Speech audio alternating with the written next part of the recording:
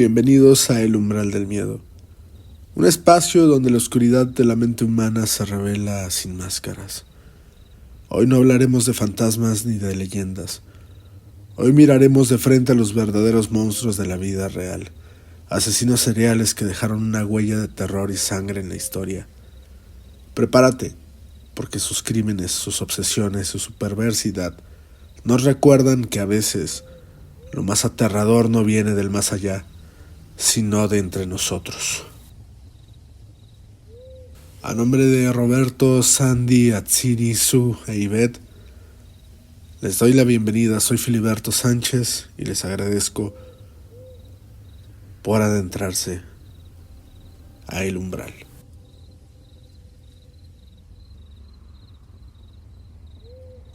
El hospital debería ser un refugio, un espacio donde la esperanza se aferra al último hilo de vida. Pero en Alemania, entre pasillos iluminados por luces frías y el olor penetrante del desinfectante, un hombre convirtió las camas del hospital en trampas mortales. Su nombre era Niels Hogel, un enfermero que bajo el disfraz de un salvador escondía un alma de un asesino, con más de 85 muertes confirmadas y sospechas de hasta 300 víctimas. Se ganó un lugar en la historia como el mayor asesino serial de Alemania de la posguerra. Hogel no mataba con armas ni con violencia física.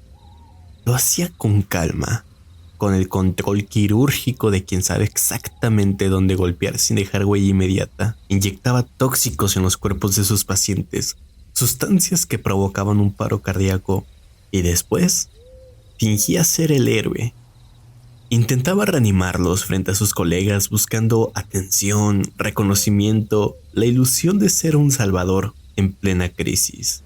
Ese macabro juego le dio un apodo entre los pasillos: Resucitación Rambo, el Rambo resucitador. Las víctimas eran hombres y mujeres de entre 34 y 96 años, personas que llegaron al hospital con la esperanza de ser cuidadas y que encontraron la muerte en manos de quien debía protegerlas. Hogel elegía de forma arbitraria. No había un patrón de edad, de género, de enfermedad, nada. Lo importante no era quién moría, sino cómo podía brillar al intentar salvarlos. Los fiscales sospechaban que sufría de lo que se llamaba síndrome del héroe, o Munchausen por poder.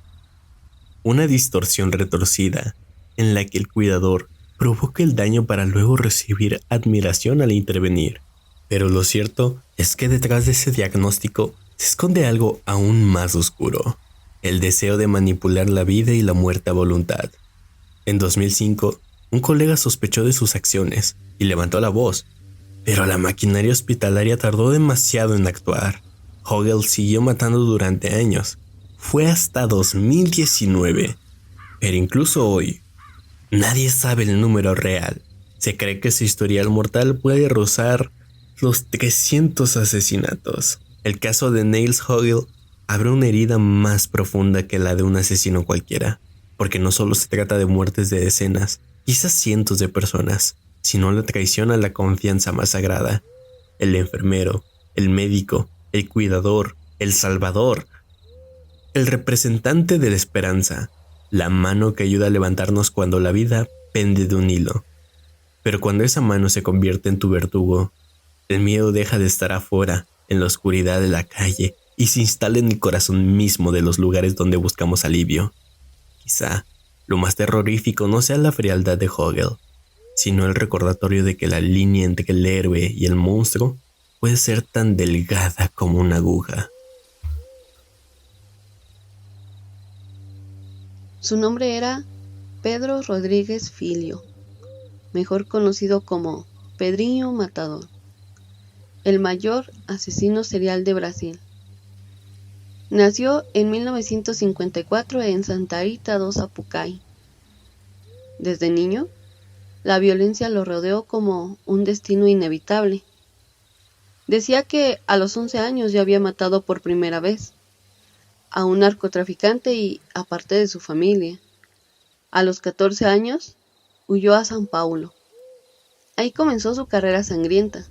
Robaba, traficaba y asesinaba. Una de sus víctimas fue un narco llamado Botiña. Pedriño no solo lo mató, sino que inició una relación con su viuda y tomó el control de su negocio.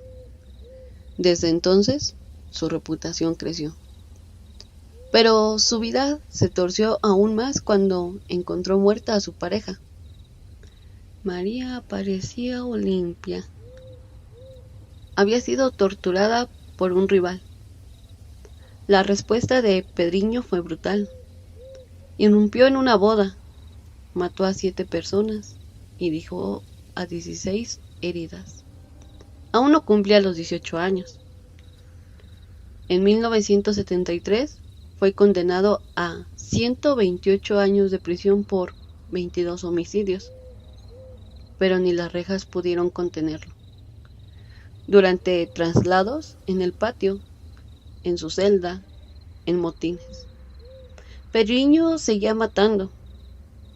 Se le atribuyen al menos 43 asesinatos dentro de prisión, entre ellos el más macabro. Mató a su propio padre después de descubrir que había asesinado a su madre. Para evitar explicaciones, se tatuó en el brazo una frase que lo definía: Eu mato por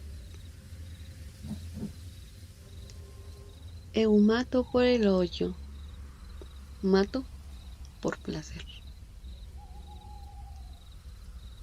Su historial fue tan extremo que acumuló condenas que sumaban más de 400 años. Sin embargo, las leyes brasileñas no permiten cumplir más de 30 seguidos, así que en 2007 fue liberado. Sorprendentemente, ya en libertad, se reinventó. Trabajó como vigilante y en 2018 se convirtió en youtuber, con miles de suscriptores. Contaba su historia criminal y daba consejos para que los jóvenes no siguieran su camino. Un asesino serial convertido en celebridad digital. Pero la violencia nunca dejó de seguirlo. El 5 de marzo de 2023, a plena luz del día, 2 sicarios lo emboscaron frente a su casa en Mollida Cruces. Le dispararon 6 veces. Pedriño, matador, murió en la calle, como muchos de los hombres a los que él había ejecutado. La historia de Pedriño Matador nos enfrenta a una paradoja inquietante. Un hombre que mataba a criminales, violadores y asesinos, pero que lo hacía con el mismo salvajismo que aquellos a los que castigaba. ¿Era un monstruo o un reflejo distorsionado de una sociedad que no supo proteger a los inocentes? En la línea más delgada entre la justicia y la locura, Pedriño decidió ser verdugo, y aunque su vida terminó bajo las balas, dejó tras de sí un eco perturbador. ¿Puede un asesino justificar sus crímenes en nombre de un bien mayor? ¿O es todo un disfraz para ocultar la sed de sangre? Vamos a sumergirnos en la historia de un hombre que convirtió el dolor de su infancia en un odio incontenible contra la humanidad. Un depredador que sembró terror en Colombia y Ecuador. Su nombre fue Daniel Camargo Barbosa, mejor conocido como el Sádico de los Andes. Camargo nació en Anolaima, Cundinamarca. Su vida estuvo marcada por la tragedia desde el inicio. Antes de cumplir 1 año, su madre murió.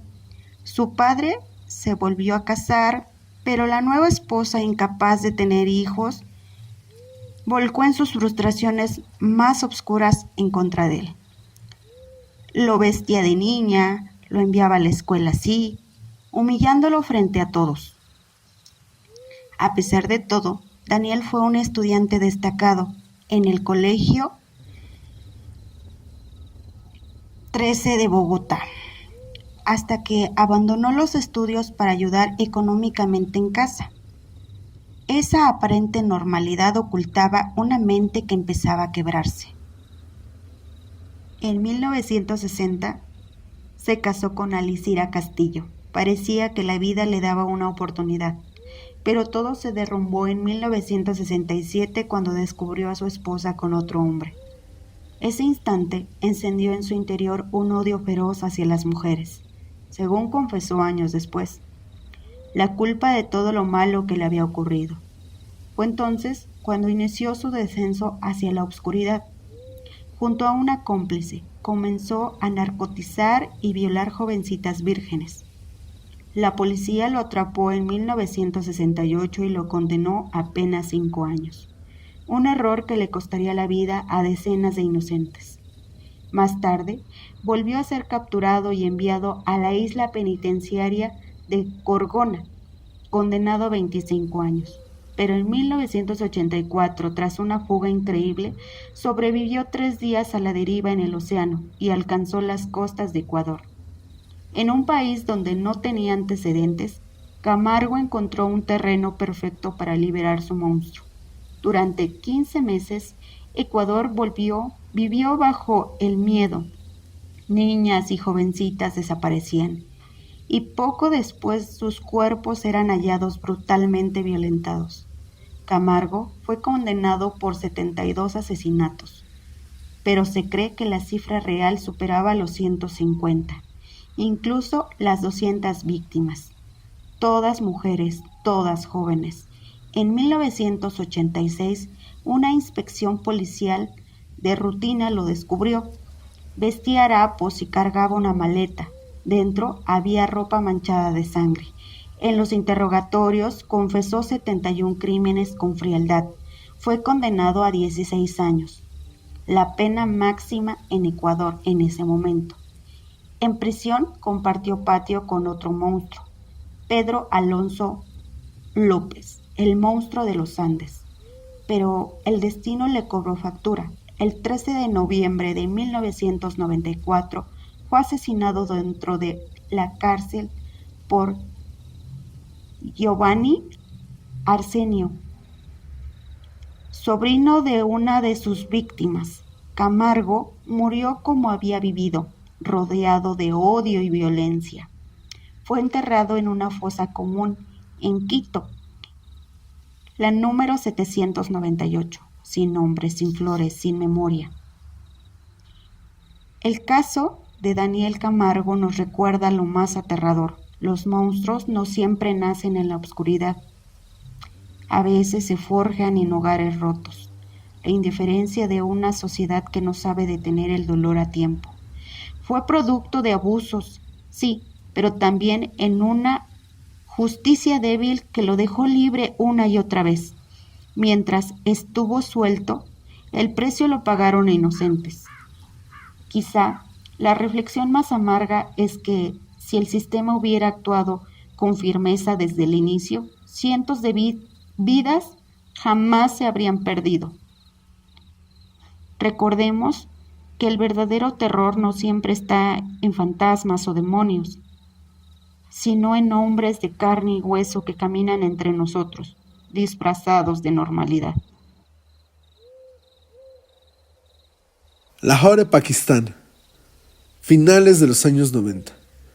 Una ciudad caótica, con calles llenas de niños huérfanos, de pequeños fugitivos que deambulaban sin rumbo buscando un pequeño pedazo de pan, una mirada de compasión o simplemente sobrevivir un día más. Fue en una de esas calles donde se movía un hombre con un plan aterrador. Un hombre que se quedaría marcado como uno de los más oscuros en la historia del crimen. Javed Iqbal, el llamado monstruo de Lahore. En diciembre de 1999, las autoridades pakistaníes recibieron una carta que les heló la sangre. No era una amenaza, no era un juego macabro, era una confesión. En esas páginas, Javed Iqbal admitía haber abusado, estrangulado y asesinado a 100 niños varones y adolescentes. todos entre los 6 y los 16 años, huérfanos, olvidados, invisibles para el mundo. No solo lo confesó, lo detalló con precisión. Contó cómo acabó con la vida de sus víctimas estrangulándolos con una cadena, cómo desmembraba sus cuerpos y luego los disolvía en ácido. Y como si quisiera asegurarse que la policía creyera cada palabra, dejó en su propia casa contenedores llenos de ácido con restos humanos aún flotando. Cuando las autoridades irrumpieron en la vivienda, se toparon con una escena grotesca y dantesca. Paredes manchadas de sangre, bolsas con fotografías de los niños, objetos personales etiquetadas con su letra. Era un museo auténtico del horror construido por el mismo asesino. Pero, ¿qué había llevado a Iqbal a semejante monstruosidad? En su confesión decía que lo hacía por venganza. Según él, había sido humillado y maltratado por la policía tras ser acusado de sodomía. Aseguraba que su madre murió de un infarto al ver la vergüenza en la que había caído y que acusado decidió hacer llorar a 100 madres, como él había hecho llorar a la suya. Una justificación retorcida que superaba los límites de lo imaginable. La cacería para atraparlo se convirtió en la más grande de la historia de Pakistán. Durante semanas enteras el país había hablado solo de él. Decenas de padres se preguntaban si sus hijos desaparecidos estaban entre aquellos 100 pequeños que Iqbal había reducido a nada. Finalmente, él mismo se entregó en las oficinas de un periódico. Dijo que temía que la policía lo ejecutara antes de que se hiciera un juicio. El proceso judicial fue tan mediático como espeluznante. En el año 2000, el juez pronunció la sentencia con palabras que parecían sacadas de una pesadilla. Serás estrangulado hasta la muerte frente a los padres de los niños que mataste. Tu cuerpo será cortado en 100 pedazos y disuelto en ácido de la misma forma en que tú le arrebataste la vida a ellos. El país celebró esa condena. Era justicia retributiva, un reflejo de su propia violencia, un espejo para que sintiera lo que sus víctimas habían vivido. Pero al final el gobierno pakistaní bloqueó la ejecución con el argumento de los derechos humanos. Javed Iqbal nunca llegó a enfrentar esa sentencia. En octubre de 2001 fue hallado ahorcado en su celda, junto con una de sus supuestos cómplices. Suicidio o ajuste de cuentas dentro de prisión, nadie lo sabe con certeza. Lo único seguro es que más de 100 niños jamás volvieron a casa. Sus vidas quedaron apagadas por un hombre que convirtió el dolor en método y la venganza en excusa para lo imperdonable. Lo que hace más siniestra la historia de Javed Iqbal no es solo el número de víctimas, sino el contexto. Niños sin nombre, olvidados, invisibles para la sociedad. Él los eligió porque sabía que nadie los buscaría, porque confiaba en que nadie los reclamaría. Y por eso sus crímenes nos enfrentan con un terror aún más grande que el asesino mismo: la indiferencia. Iqbal fue un monstruo, definitivamente, pero también fue producto de un mundo que permitió que tantos pequeños quedaran expuestos, sin voz, sin protección, sin justicia, y esa es la verdadera pesadilla. ¿Cuántos niños hoy, en cualquier ciudad del mundo, siguen siendo invisibles, esperando que alguien los vea antes de que otro monstruo se cruce en su camino? Hay que tener cuidado. En el silencio estéril de una consulta médica donde los pacientes buscaban alivio y confianza, se escondía un verdugo. Harold Frederick Shipman, mejor conocido como el médico de la muerte.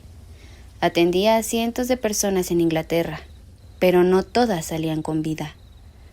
Nació en 1946, en el condado de Nottingham, en el seno de una familia trabajadora.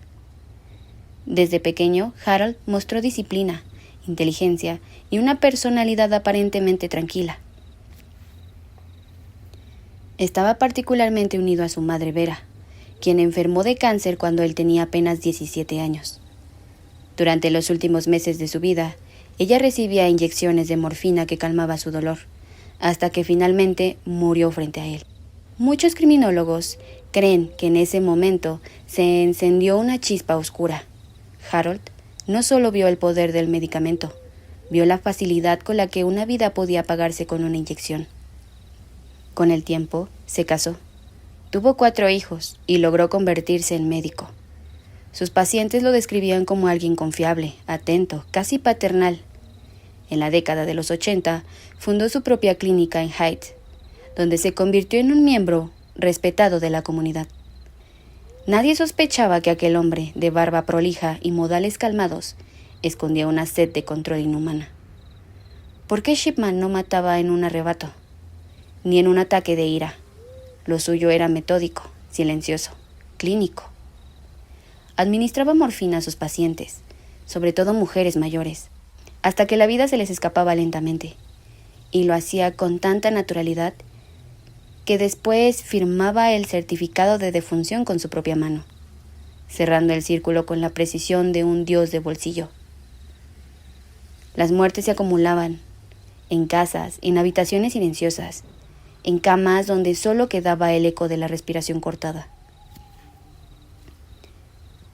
Nadie hacía demasiadas preguntas. Al fin y al cabo, eran ancianos, personas enfermas, o al menos eso parecía. Pero en 1998, el destino le jugó una mala pasada. Kathleen Grundy, una mujer de 81 años, apareció muerta en su casa. El último en verla con vida había sido, claro, el Dr. Shipman. Lo inquietante vino después. Grundy había dejado un testamento en el que desheredaba a su familia para entregarle todo. Más de 380,000 libras al médico. La hija de Kathleen, abogada, no creyó ni una palabra. Exigió una investigación y al exhumar el cuerpo encontraron lo impensable: altos niveles de morfina en su sangre. Ese fue el inicio del fin. La policía revisó docenas de certificados de defunción firmados por Shipman, y el patrón era escalofriante. Pacientes muertos tras una visita rutinaria, siempre bajo su cuidado, siempre con morfina en el cuerpo. En el año 2000, fue condenado por el asesinato de 15 personas. Pero las investigaciones posteriores estimaron que sus víctimas reales fueron más de 250. Un médico, un hombre que debía salvar vidas, se convirtió en el asesino serial más prolífico de la historia moderna. Lo perturbador no fue solo el número, sino la frialdad. Shipman nunca confesó, nunca explicó su motivo. ¿Lo hacía por placer? ¿Por sentirse en control? ¿O simplemente porque podía? Nadie lo sabe, ni siquiera al final, cuando se ahorcó en su celda en 2004, un día antes de cumplir 58 años. Su silencio se llevó consigo todas las respuestas. Pero la huella que dejó fue imborrable. La medicina británica cambió sus leyes, los protocolos de cuidado fueron reformados y las familias de sus víctimas quedaron con un vacío imposible de llenar. Y aquí es donde la historia se vuelve aún más siniestra. No hablamos de un monstruo que cazaba en callejones oscuros, ni la de un psicópata perseguido por la policía en medio de una cacería. Hablamos de alguien que vestía bata blanca, que daba la mano con firmeza, que escuchaba con atención y prometía alivio. El peligro no siempre viene de un rostro extraño. A veces se esconde justo en la persona en quien más confiamos. Harold Shipman no solo mató cuerpos, mató la fe en la figura del médico como protector absoluto, y nos recordó algo incómodo. algo que nos sacude hasta los huesos. El mal no siempre se anuncia con gritos ni con violencia desatada. El mal puede ser calmado, educado y aún así letal. Porque al final, lo verdaderamente aterrador de la historia de Shepman es la pregunta que dejo abierta. ¿Cuántos más como él existen, ocultos bajo el disfraz de respeto y autoridad?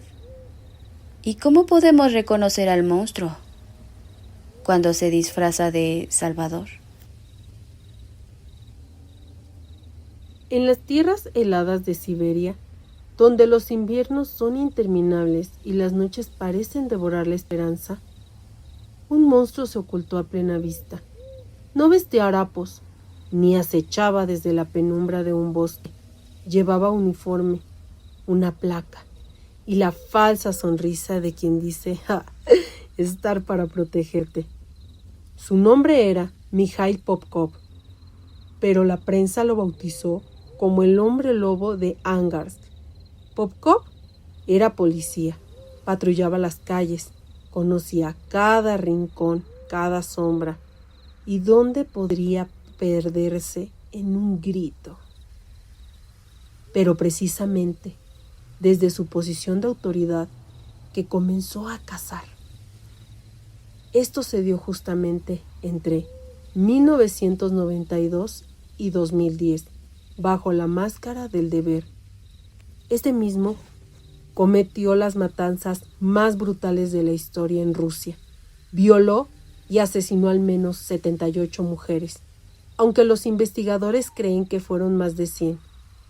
Sus víctimas eran jóvenes, casi siempre en estado de ebriedad, prostitutas o mujeres que volvían solas a casa de madrugada. Popkov se acercaba en su coche policial, ofrecía ayuda y con una sonrisa convincente y la seguridad de que alguien que portaba un uniforme, para ellas era un refugio. Para él, eran solamente presas. En sus propias palabras, él evaluaba a cada mujer. Si rechazaba beber con él, la dejaba marchar. Pero si aceptaba una copa, quedaba marcada para morir. Popkov creía que ese gesto era la prueba de inmortalidad, de decadencia. En este caso, él se convirtió en juez, verdugo y depredador. Llevaba a las víctimas a bosques helados. Allí, antes de asesinarlas, las sometía a violación.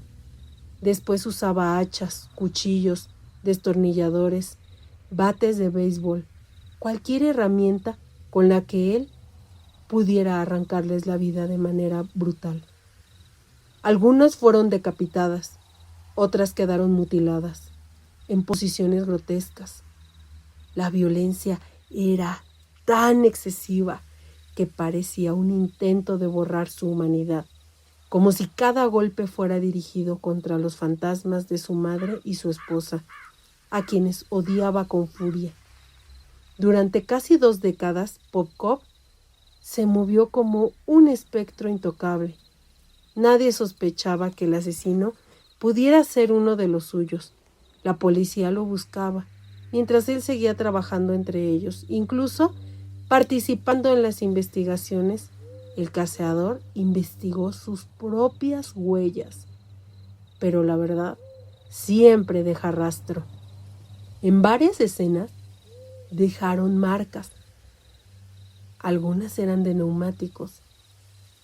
Y claro, esto los llevaba a un auto. Este era un vehículo de un oficial.